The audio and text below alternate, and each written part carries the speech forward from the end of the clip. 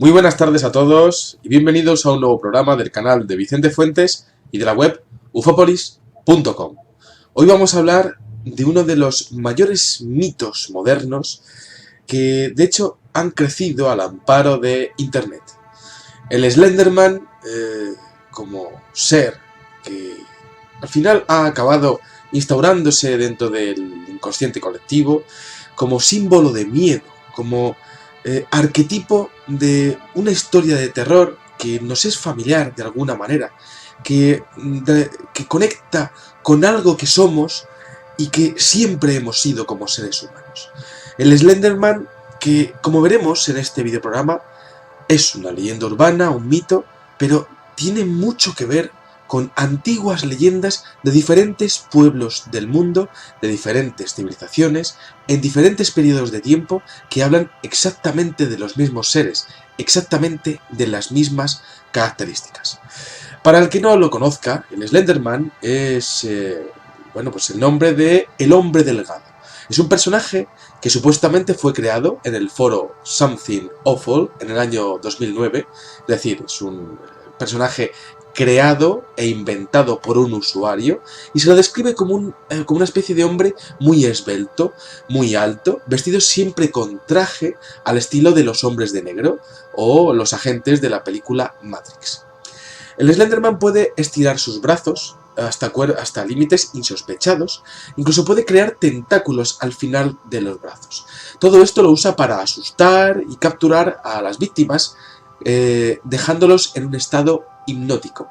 Las víctimas suelen ser siempre o casi siempre niños o adolescentes.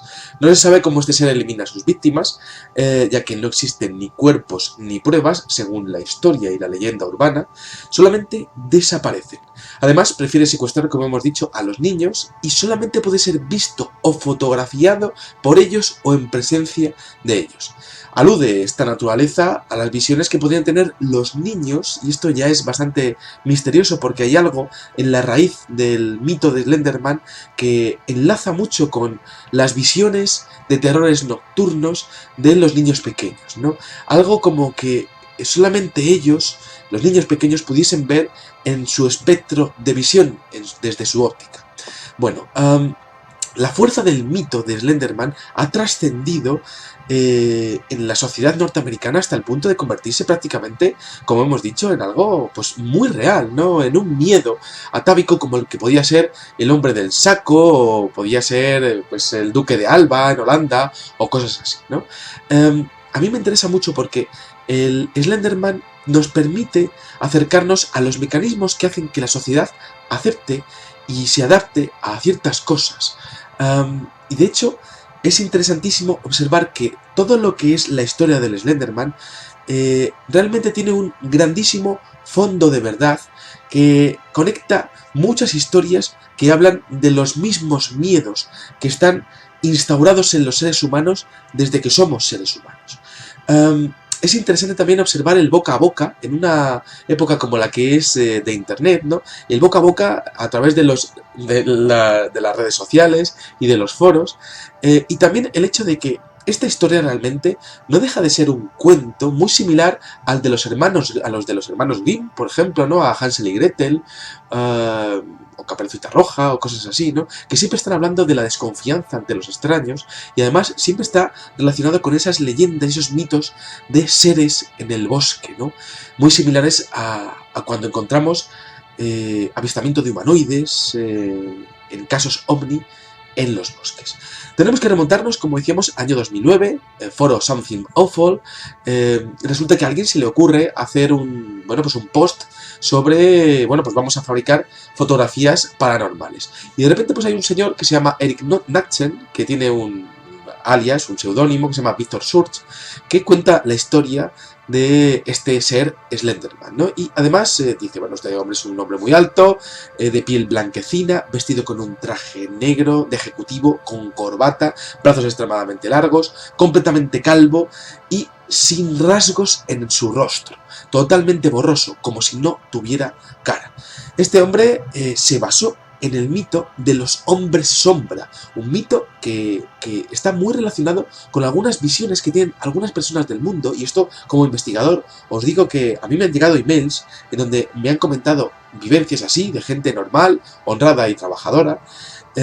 Este hombre se basa en los relatos de hombres sombra que aparecen en las religiones, en las leyendas de todo tipo, en los sistemas de creencias que describen seres espirituales, sombríos o entidades sobrenaturales como sombras del inframundo, como seres que se presentan a los pies de tu cama y que no tienen una forma definida, que no tienen cara. Y eso es muy perturbador porque el cerebro siempre busca el reconocimiento facial, siempre, constantemente, ¿no? Busca las facciones para reconocerlas, para observar el bien o el mal, los ojos de esa persona, pero al no ver absolutamente nada es algo que perturba profundamente, ¿no? Este usuario se basó en los hombres sombra como base para el relato de Slenderman, ¿no? De hecho, este hombre se basó también en algunas apariciones, algunos relatos que la investigadora Heidi Hollins hizo en el programa nocturno Coast to Coast en Estados Unidos, hablando de esas siluetas oscuras con formas humanas que se presentan al lado de las camas de algunas personas en los Estados Unidos. En este caso era en los Estados Unidos. Hablaba también esta investigadora de Heidi Hollins que estas entidades eran capaces de saltar sobre el pecho de las personas y prácticamente estrangularlas o dejarlas sin aire, ¿no?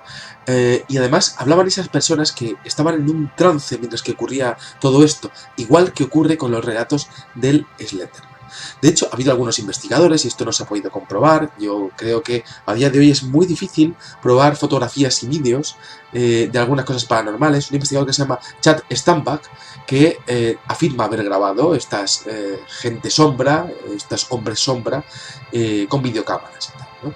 Bueno, sea como fuere, al final todo esto siempre está relacionado con los incubos y sucubos que aparecen en la cultura mesopotámica y sumeria desde el principio de los tiempos, desde hace 7-8 mil años, ¿no? Esas figuras que también solamente pueden ser vistas por algunas personas o por algunos niños y que se presentan para llevarse también, abducir a esos niños, secuestrar a esos niños. Bueno, el Slenderman suele aparecer siempre, como hemos dicho, en la cultura del bosque, oculto bajo las sombras de los árboles, y de hecho han aparecido, como decíamos, algunas fotografías muy interesantes. Por ejemplo, una de 1975 y otra de 1984. A día de hoy no se puede decir si son reales o no, y quedan pues a la opinión de cualquier persona. Yo creo que ahora mismo los trucajes en la fotografía pues son muy profesionales y no te das cuenta realmente de que puede ser un montaje o algo así, ¿no? Pero realmente estamos hablando de algo muy atávico y sobre todo de algo que se repite en algunas vivencias que aparecen en la historia del misterio y de la ufología. Por ejemplo, esos relatos de los hombres de negro, y ahora mismo me estoy acordando, por ejemplo, del 11 de septiembre del año 78, hay un hombre que se llama, ¿cómo se llama este hombre? Se llama Herbert Hopkins. Es un hombre que ha tenido, contacto con un caso ovni muy importante en su localidad, en Maine, y de repente le llaman a su casa y le dicen que va a venir unas personas, como de una revista, para hablar de ese caso de ovnis, y este hombre pues no se niega y dice, vale, pues venid para acá, hacerme la entrevista, ¿no? A los 3 minutos llaman a su puerta y se presenta un hombre muy muy alto, muy pálido, con unas facciones muy extrañas, prácticamente difusas, con una línea de boca como pintada. Este detalle es interesantísimo, ¿no? Sin cejas, sin pestañas, la boca además se da cuenta que no tiene dientes, ¿no? Habla muy mal este ser de 2 metros que se presenta en su casa, perfectamente impoluto y calvo. Y bueno, pues ahí tenemos esa visión de este ser más o menos le dice que no puede hablar absolutamente con nadie sobre este caso de ovnis, ¿no? También me estoy acordando del año 82-83, el caso de las Urdes, de Vegas de Coria, de unos avistamientos de una figura ensotanada, altísima, también vestida de negro, ¿no? Que se presenta a diferentes personas en esta localidad de Extremadura, en España, y que bueno, pues llegó a crear tal estado de tensión y de pánico que hubo batidas de personas que salían por las noches, fusil en mano, para intentar abatir a este ser que fue visto en numerosas ocasiones y que de hecho llegó a protagonizar una huida, pues una especie de barranco que pudieron ver varios testigos. Me interesa el tema de que la figura del Slenderman sea mito, porque eso, bueno, siendo un mito, sea verdad o no sea verdad, enlaza con la historia de muchas culturas. Por ejemplo, a nivel histórico tenemos dos retratos, dos grabados del siglo XV de Alemania que están, bueno, pues están realizados por un artista que se llama Hans Holbein, que muestra la figura de una, bueno, pues de una especie de esqueleto, ¿no?, que está llevándose a los niños pequeños de una ventana, ¿no? Es muy interesante porque vemos que el rostro de ambos seres, de ambos grabados, son idénticos.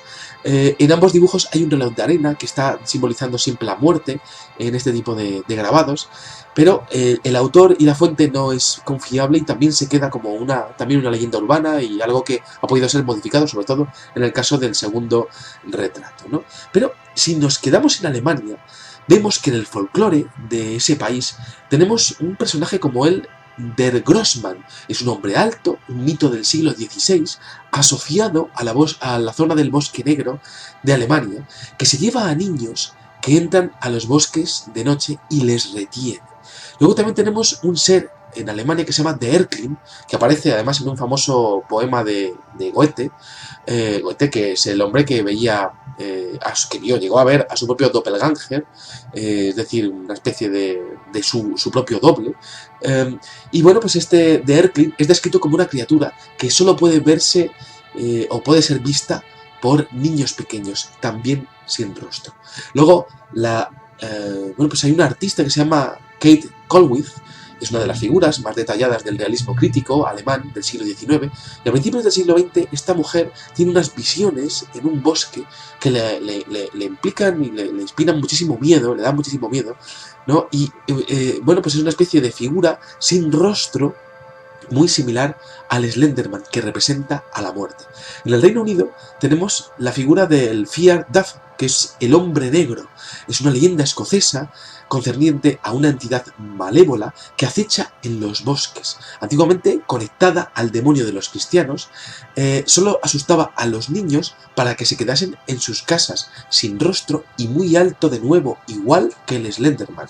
Luego tenemos The Clutchbone, por ejemplo, ¿no? Un monstruo de 2 metros y medio en el noroeste de Inglaterra, que fue visto supuestamente a principios del siglo XIX, descrito como un ser con vestimenta de color negro y piel muy blanca, de naturaleza muy violenta. Se le atribuyen desapariciones de personas y además está visto cerca, bueno, pues en los bosques también se asocia la casuística de luminarias, bolas de luz, tipo la luz del pardal, la luz de Ribera Oveja. Es decir, cosas que vemos que también aparecen en bosques de otros lugares del mundo, por ejemplo, en España y también en Latinoamérica, el boitatá, por ejemplo, en Brasil. Interesante, por ejemplo, el término fairy. El término fairy, que es muy similar al término fiery, pero no es lo mismo. Fiery existe como cuento de hadas, como si fuesen criaturas mitológicas con alas que pudiesen dar, bueno, pues deseos, conceder deseos a los niños, como la campanilla que vemos en Peter Pan.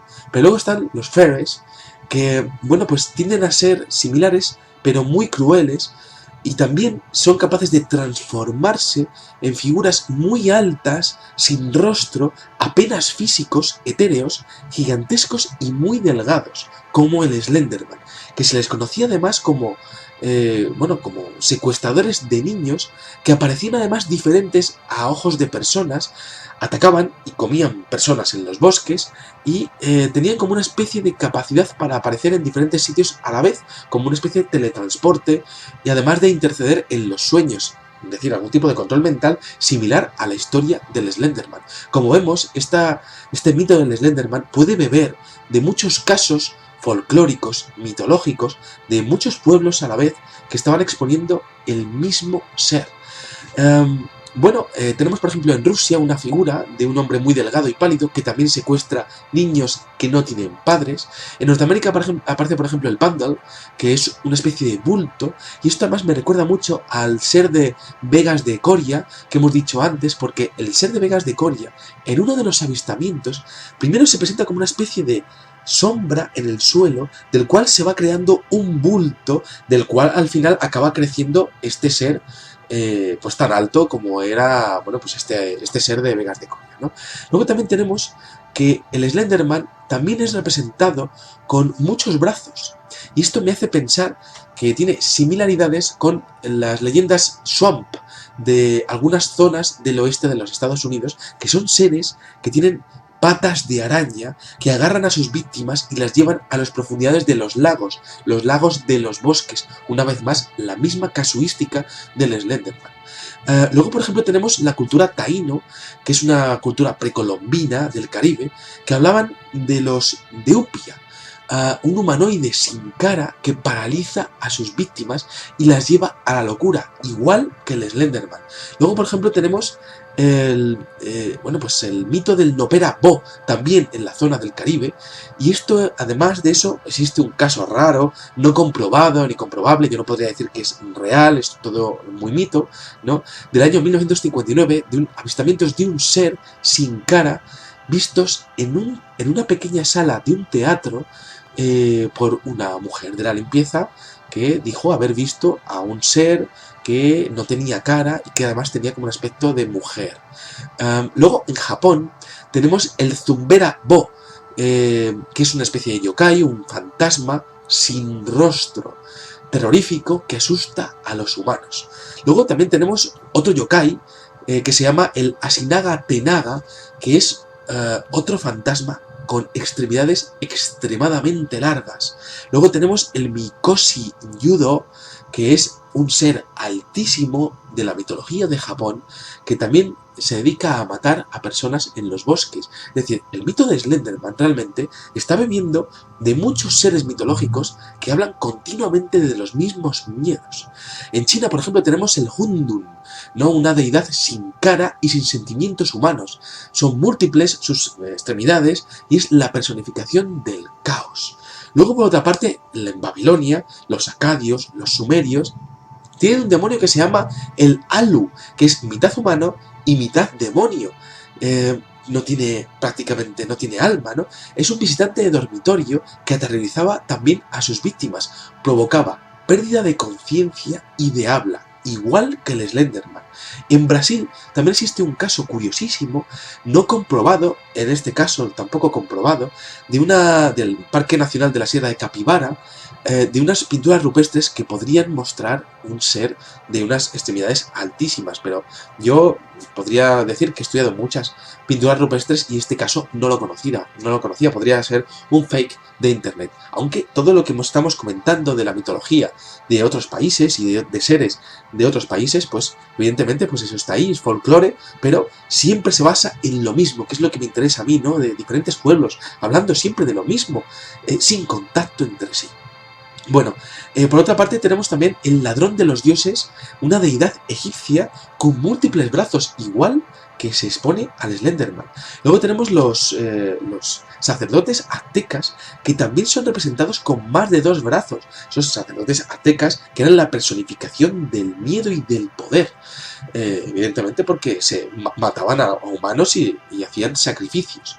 Luego es interesante observar, bueno, pues la figura del Tíbet, de los tulpas, es decir, monjes tibetanos que hablan de los tulpas, y realmente pues creo que para terminar el programa y las referencias históricas sobre este Slenderman y sobre lo que significa este Slenderman para nosotros en el siglo XXI, pues os tengo que comentar esto de los tulpa, que me parece alucinante y fascinante.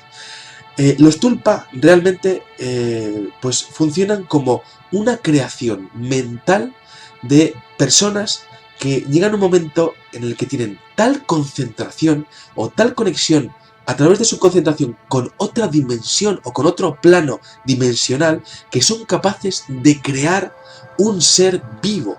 prácticamente que respira y que pues se hace físico en nuestra dimensión. Entonces, teniendo en cuenta que, bueno, pues Slenderman tiene un arquetipo que, bueno, pues el traje inspira poder, respeto, hombres de negro, una especie de, bueno, pues un hombre trajeado que siempre inspira cierta figura de respeto. Sin rostro, algo que perturba profundamente, ¿no? El hecho de encontrar, pues, la figura del Slenderman con muchos brazos, ¿no? El miedo siempre a las arañas, que también está en nuestra sociedad, ¿no? Y el hecho de que todos esos miedos se metan, se introduzcan en la sociedad, y quizá la sociedad sea capaz, gracias a una especie de mente colmena o de conexión mental, y esto hay que ser muy abierto para hablar y de intentar, pues, concebirlo como real, que pudiese hacer real al Slenderman, pudiese hacer que el Slenderman se convirtiera en algo real, en algo físico. Si esos monjes tibetanos, una solamente pudiese crear, o puede crear, un tulpa que prácticamente como un ser que respira y que se hace físico, que no podrían crear millones y millones de personas pensando todos a la vez en la existencia de un ser como el Slenderman. Quizá esos millones y millones de personas podrían hacer realidad a ese Slenderman en nuestra dimensión. Me parece algo fascinante, de lo que debería de hablarse, y sobre todo sea ya real o no real, lo que he comentado de las referencias históricas, y sobre todo, pues, la posible creación de los tulpas, ¿no? Yo creo que todo esto, la ciencia debería de abrirse y estudiarlo de una manera profunda, ¿no? Porque existe un grandísimo saber en religiones y en culturas del mundo que se quedan de manera marginal, casi como, bueno, pues algo trascendental, pero solo para muy pocas personas, y yo creo que existe una grandísima sabiduría que se ha perdido en el tiempo y que deberíamos de mantener, de conservar y de seguir estudiando para el devenir de nuestro futuro y de, bueno, pues de nuestro destino como humanos que somos, como seres humanos. Nada más, espero que les haya gustado mucho este videoprograma y les espero en el siguiente. Salud y suerte, muchas gracias y adiós.